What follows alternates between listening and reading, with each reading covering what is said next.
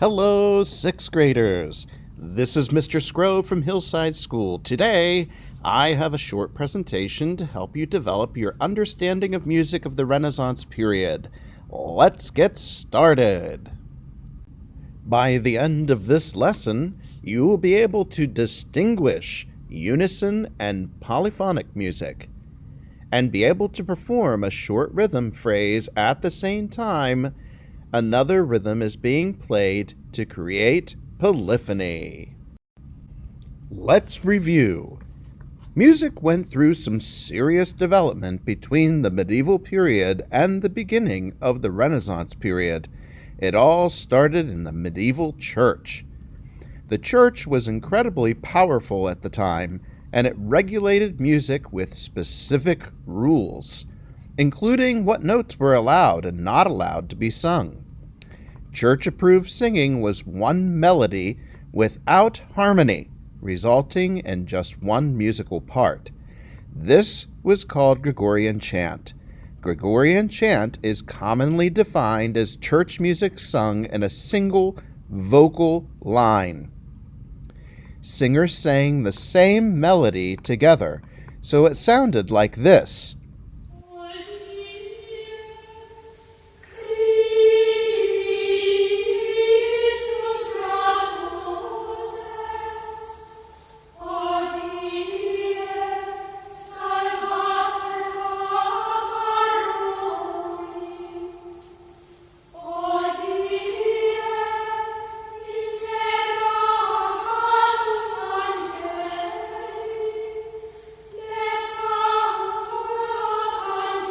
It may not sound very exciting by today's standards, but it was the choice of church-going medieval Europeans from the year 800 on.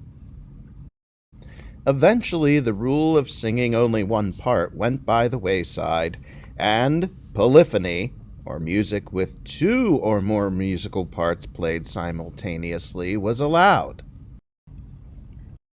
French composer Léonin of the Notre Dame Church in Paris was quite masterful at composing music with two parts. His successor, Peretin, went a step further and added 3- and 4-part harmony with the melismas, resulting in songs like this.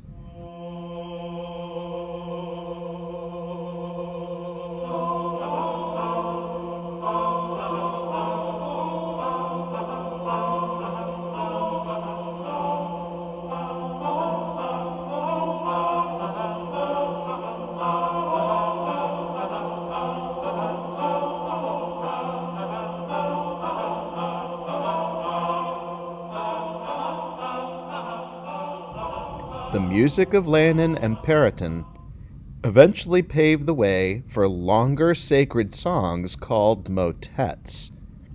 These two composers exemplify the late medieval polyphonic style.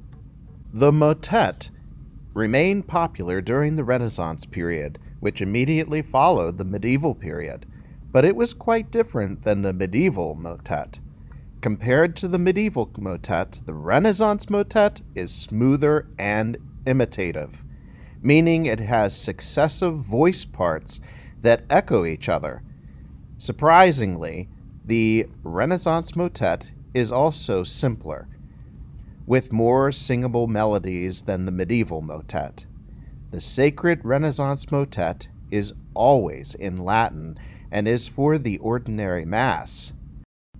Josquin des Prés is a well-known composer of Renaissance motets, and his Ave Maria can be heard here.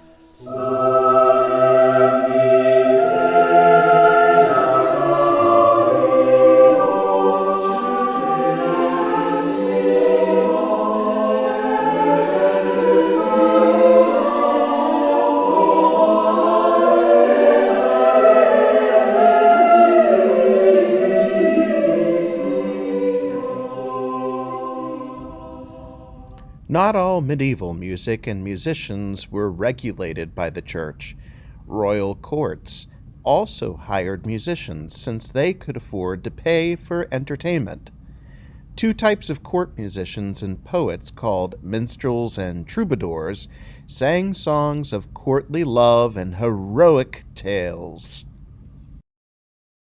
In the Renaissance period, madrigals, which are secular multi-voice songs sung without accompaniment, were quite popular. Madrigals differed from motets because they were sung in the language of the people rather than in Latin. Carlo Gesualdo was a well-known Italian composer of madrigals. Try to follow the four singers' voices in this graphic depiction of Moro Lasso.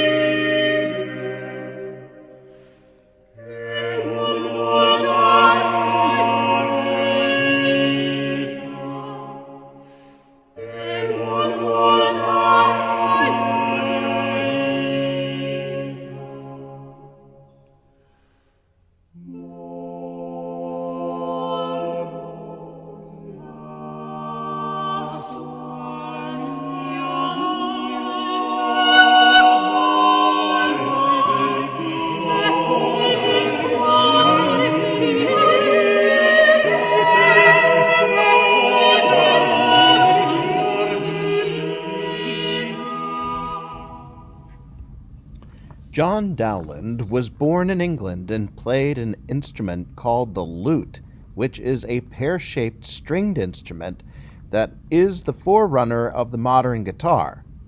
Fine Knacks for Ladies is a famous madrigal about a street seller in an English Renaissance market. This rendition was performed by the infamous King's Singers, which was named after King's College in Cambridge, England. And now, here's Fine Knacks for Ladies.